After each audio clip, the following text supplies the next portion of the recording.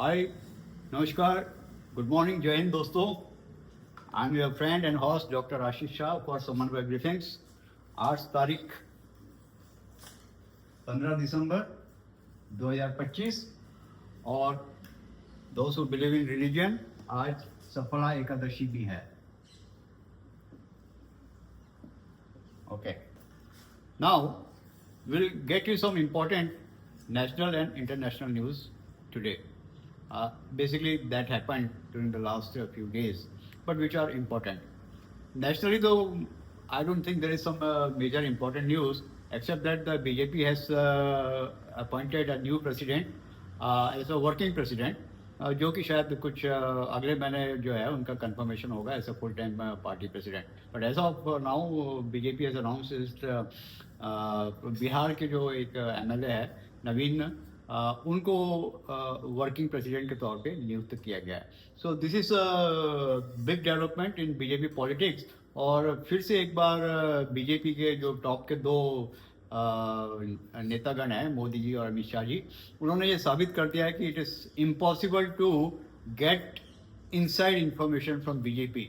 Right, media में बहुत सारी कवायदें लगाई जा रही थी कि ये शिवराज जी बनेंगे, धर्मेंद्र प्रधान जी बनेंगे, इवन संजय जोशी जी का भी नाम आ गया था कि वो बनेंगे, या तो वो सब जो है that was all rubbish and nonsense. It was all speculation basically, जो कि मीडिया, दिल्ली का मीडिया बहुत अच्छा जानता है how to gossip and how to speculate. तो that was all part of speculation.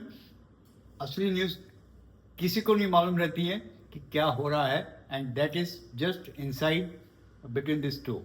तो this development that is going to that has happened on the national scale. अब हम आते हैं इंटरनेशनल न्यूज़ के ऊपर। इंटरनेशनल स्कूल न्यूज़ में दो न्यूज़ काफ़ी इंपॉर्टेंट है, मतलब from which I have picked. एक न्यूज़ ये है कि ऑस्ट्रेलिया में बॉन्डी बीच पे एक बहुत बड़ा टेरर अटैक हुआ है, या और ये टेरर अटैक हुआ है जीविश फर्स्ट डे पे, where the Jewish community was celebrating on the beach, and then two terrorists and they are linked to Pakistan. I am not sure about it, but that is what I have read somewhere, that they have some linkage. They may not be directly from Pakistan, but they have some links with Pakistan through some angle. That we'll find out. So they started firing, and many lives were lost. Basically, Jewish people lost their lives. So this has been acknowledged as a terror attack. PM Modi has also criticized it. Australian PM naturally he has also acknowledged this as a terror attack. So this is trending as of now in a lot of media channels and media news. The second news that we would like your attention is about the EU. Yes, the European Union. Now, if you people have noticed, जैसे ही Trump आए as president, right, तो उनके vice president जो है he went to this Munich security conference, और वहाँ पे उनका जो स्पीच था दैट वेंट वेरी वायरल। वहाँ पर उन्होंने यूरोपियन यूनियन को बहुत कड़े शब्दों में लताड़ा था। द वर्ड इज लताड़ा, means he just use very straight and blunt words and sentences to kick the European Union and to basically उनका ये था कि European Union is a dying giant and they have to wake up and see the reality. तो so all this scenario, जब तक president Biden थे तब तक European Union and America were seen together, but as soon as Trump has come, now they seem to be drifting apart. तो इसके बहुत सारे रीजंस है, इसके बहुत सारे इम्प्लीकेशंस है, और अभी जो मेन जो मुद्दा आ रहा है that is because of this Russia Ukraine war,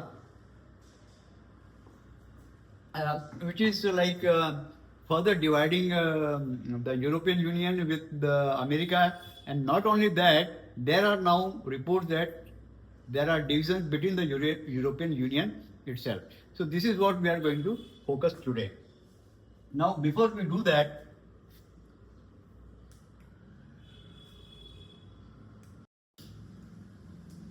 So we would like to talk a bit about European Union. European Union was formed in the year 1993, and as of today, it has 27 members. It has 27 members, which is headquartered in Brussels. Brussels is Belgium, basically, right? So, and the whole European Union is managed by a parliament, which is now called as EU, EC, European Commission, right? So, there is one more thing. In 2020, UK has left the European Union, right? There was a major debate and discussion when UK left EU. Okay, so that was in the year 2020. पर अभी भी इसके 27 member हैं and I think almost all the countries which fall in that Europe geographically, so they are all part of this European Union. Okay, so now what has happened? The European Union is trying to bail out Ukraine because Ukraine has Zelensky has said very clearly that they cannot survive without further help.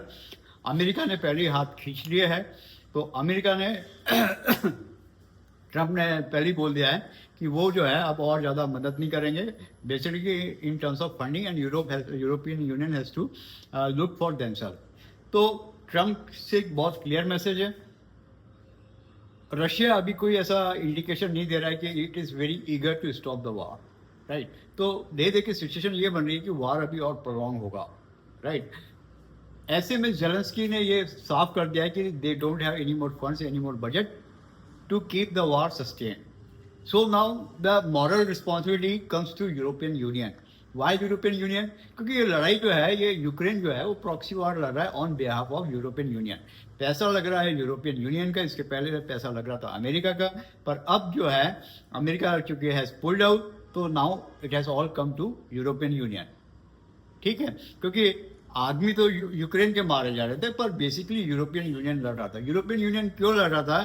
क्योंकि they were worried about the enlargement of Russia, कि आज इन्होंने Ukraine को किया है, कल वो किसी और देश को करेंगे, पोलैंड को करेंगे, पोलैंड के थ्रू फिर जर्मनी आएंगे and then they will penetrate deep inside the Europe. So basically European Union में जो है on the one side there is this camp led by Germany and on the other side there is a camp led by Russia. World war two में भी आप देखें तो ये दोनों जो थे अलग अलग थे. हालांकि वर्ल्ड वॉर टू में यूरोप के काफ़ी nation, for example France was with Russia while Germany was leading the camp on the other side, right. तो वो एक अलग story, will come to on that on some other day.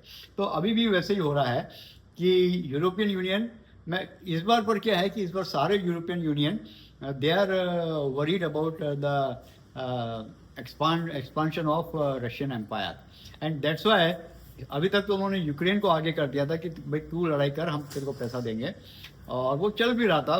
3 साल अच्छे खासे निकल गए इस थ्रू दिस मैकेनिज्म. पर अब जो है जैसे ही अमेरिका पीछे आया, तो now the owners has come to European Union. और यूरोपियन पैसा भी कोई मामूली पैसा नहीं है, $200 बिलियन से ज़्यादा पैसा की डिमांड हुई है, और European union has said that it will give more than 200 billion. वो पर इसमें एक पेच वहाँ आ गया जब बेल्जियम ने ये कहा कि it will not endorse this. Belgium doesn't want to be part of this loan that has been sanction for Ukraine. अब यूरोपियन यूनियन भी देखिए, वो भी बहुत दिमाग की खेल है. वो बोल रहे हैं कि हम $200 बिलियन तो देंगे, लेकिन रशिया के जितने भी एसेट्स है विल फ्रीज दैट. वो फ्रीज करके उससे जो भी पैसा आएगा that will be used to fund the this war with Ukraine, right. तो things are getting complicated here, and Belgium has very clearly said that it is not going to be part of this. And European Union is also taking this very seriously. They all are not happy with Belgium and its position, and therefore now what we will see is going to be some good tug of war between Belgium versus the rest of European Union. Not exactly rest of Union. Hungary is another nation which is likely to join Belgium. तो Belgium हो गया, Hungary हो गया, this will be on the one side और बाकी European union will be other side. अब सुनने में तो यहाँ तक आ रहा है कि Belgium will be kicked out of this European Union, but which looks quite मतलब as of now it doesn't look feasible. The reason is कि European Union so far they have tied itself into a very tight group. इनकी economy, इनका culture, इनकी history, they all have been mixed up. और जो ज़्यादातर European union के जो वो है इंस्टीट्यूशन से, they are located in Brussels, right. तो इतना मेरे ख्याल से बेल्जियम इसमें से बाहर निकाल दिया जाएगा ये तो थोड़ा सा मुश्किल लग रहा है. But definitely there are cracks and this cracks will have larger implications. Okay, so we'll stop here. We'll take the European Union story in detail on some other day. But suffice is to say that there are a lot of changes that is happening in geopolitics and in the geopolitical order across the world. Okay, so we will stop at this point. I don't think there is any other important news. या हो सकता है मैं miss कर रहा हो, but you can always find them in main newspapers. तो ये 2-3 न्यूज़ जो मुझे लगा कि I should bring to your kind attention, that I have done today.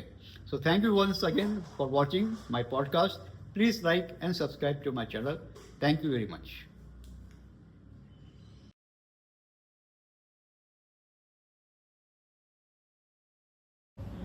नमस्कार दोस्तों, जय हिंद.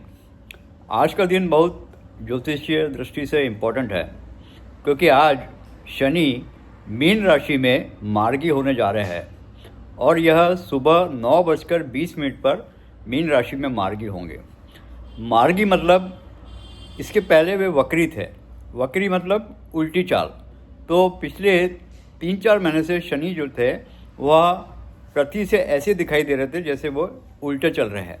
तो उल्टा जब ग्रह चलता है तो सारे काम जो वो करवाना चाहता है वो सारे काम जो है वो रुक जाते हैं और आदमी आगे नहीं बढ़ पाता चाहे वह कितनी भी मेहनत करे. तो बहुत सारे लोगों के जीवन में इस प्रकार से चल रहा होगा जब उनके थोड़े से कष्ट बढ़ गए होंगे, धैर्य की परीक्षा हो रही होगी, धन कम आ रहा होगा या नहीं आ रहा होगा, तो और काम डिले हो रहे होंगे. तो इस प्रकार से फ्रस्ट्रेशन बहुत बढ़ता है.